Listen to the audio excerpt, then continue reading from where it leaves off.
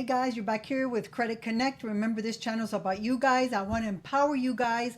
I want to help you understand your credit, repair your credit, and leverage that credit. Also, remember, I'm still dropping my VIP link that you guys can still get in for free because I'm going to be shutting those doors soon. Also, if you go into the classrooms, I'm already starting to build the classrooms. If you need any templates, information, you're going to find it there. Also, if you guys have any friends or relatives that don't speak English, send them to my Spanish channel, which is called Conecto de Crédito. In this video, what we're going to talk about is what never, ever to do when it has to do with your credit. Okay, guys? I'm going to go and talk about 5 or 6 different scenarios in my opinion, okay? The first thing I'm going to talk to you about is never go crazy and start applying for tons of credit card before checking your credit or researching the credit cards, the bank, or the credit unions, okay? This is a no-no. The first thing you want to do is check your credit. There's different ways to check your credit, and you don't have to pay not even a penny, not even $1. One of the easiest ways to do it is you can go to Experian, okay? And you can download the app. You can just choose the free option. It's only going to let you see Experian.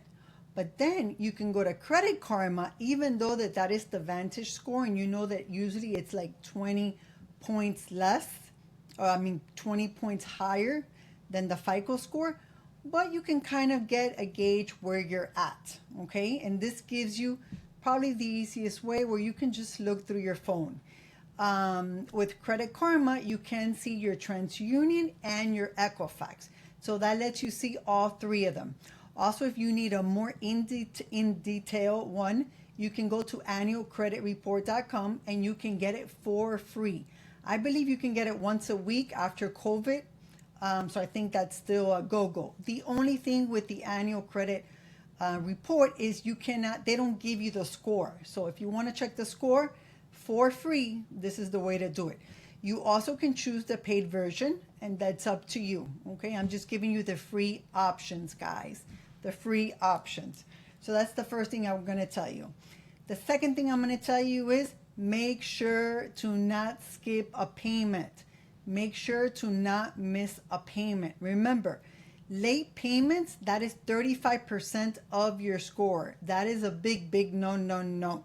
And you hear a lot of people saying, well, you know, if you have a late payment and then you make 3 online payments, you're okay. That's not true. That's incorrect. Those payments, they affect you 24 months. And actually, sometimes I've worked with some clients that they've had a late payment more than 24 months and they're still getting denied for it, believe it or not. So anytime you have a late payment, you need to have 11 on-time payments in the same category.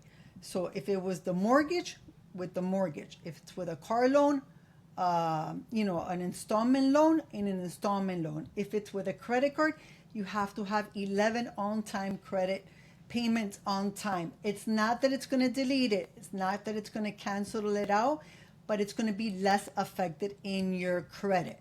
Now, if you tell me, well, Jackie, you know what? I have 10, late payments. Well, you're going to have to probably pay, 24 months on time, to kind of offset that, but still going to report there. So guys, I understand sometimes life gets hard. Things show up, things come up, and we got to miss a payment. But sometimes we miss a payment just because we forgot. So make sure that you have your stuff on auto pay. It's always better to get an overdraft for $39 at the bank than to miss a payment. Trust me, it's better to pay those $39, and sometimes you can get it waived. But it's very hard to waive a late payment. And right now, not even with the goodwill adjustment, banks are getting strict and they don't want to do it. So get the overdraft at the bank, and if you're short in money, put the protection in your bank so it doesn't even hit as an overdraft, but don't get that late payment. That's very important, guys. Also, stop maxing out your credit cards. A lot of people, they max out their credit cards. Remember, utilization is the second highest thing that affects your credit. That is 30%. Right there between late payments and utilization, you have 65%. So those are the two major categories that affect your credit. Anytime that you use your credit card and you use more than 48% on the personal side, you are considered maxed out and you will get the maxed out penalty. So forget about what people say, 30%. You want to stay under 10%. You could be over 30%, but if you're trying to get approved for a credit card, you want to go for funding, you want to go for, you're a maximizer, you better stay under 10%.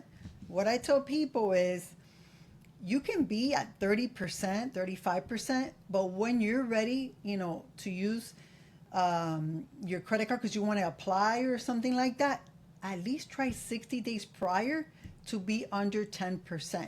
Okay, this is really important, guys. Also, if you max out your credit card, try to pay it the next month. Not by the due date, but by the statement date. That way it reports the following month. Okay, guys? Remember, utilization is a big one too.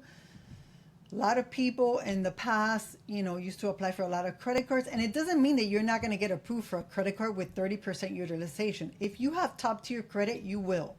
But if you want to make sure you have no hiccups, make sure you stay under 10%. This is really, really important. Okay? The third thing I want to talk about is collection, guys. Okay? You never, ever, ever want to agree to pay not even $1 when you get a phone call from a collection company. This is how they trick you. You might say, well, you know what? I don't have money now. They'll say, well, you know what? Why don't you just show goodwill, pay $5. Anytime you pay even 1 penny, you just validated your debt. You agree that that payment, that debt is yours. Okay? I would tell you, anytime a debt collector calls you, let them send you everything through mail. That's their job. They're very tricky and they use language that it's very tricky. Make sure they send you everything by mail and read it, because sometimes there's things that haven't gotten into your credit, okay, and it's called the dunning period. And if you take care of it before, like if you ask them or request for them to validate that debt, a lot of times they don't even have the information. And guess what? They can't put it on your credit. So don't just ignore them like a lot of people say. Be very careful because they're very tactic, but see where they're coming from. Make sure they send you everything through the mail, and sometimes you do need to answer it so it doesn't hit your credit. Okay? That's very, very, very important. Another thing I'm going to tell you is never apply for top tier credit cards when you are kind of repairing your credit, because you're probably not going to get approved for a Chase or a Bank of America, and you're just going to get a hard inquiry. So if your credit is not good or you're repairing it, I encourage you, even if you're going through bankruptcy or, credit repair, to build your credit at the same time. But go through secured cards or maybe a credit union. Don't try to apply for a Chase, a Chase Sapphire card, because you're not going to get it. You're definitely not going to get it.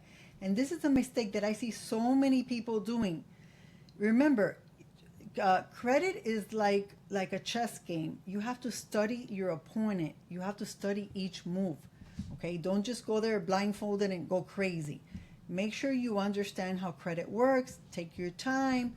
And trust me, that way it's going to help you not get any denials in the future or not get any hard pulls for nothing. I love getting a hard pull if I'm going to get approved for a credit card or approved for a car loan or approved for, for anything else, a credit product. But I don't want to get a hard inquiry if I'm not going to get anything in return. So I see this time and time and time. You have to really understand how credit works, do your due diligence, do your homework. Like I always tell you, I'm not an attorney. I'm not giving you legal advice. We're here to learn from each other. And, I have a lot of information in my mentorship that, like I said, it's already growing. It's over 200 people at this point. It's bilingual, but I probably will divide it in the future. If you guys need any templates if you want to fix your credit or anything, you want any templates, go in there and look for them because they're there. Okay, guys? Remember, my name is Jackie. Give me a like, subscribe to my channel. This is the only way I'm going to get to know you guys. Okay, guys? And I always answer all my comments, and I try to, if I don't know the information, I will research it, and I will try to get you the best answer. Okay, guys. Until next time, with Jackie.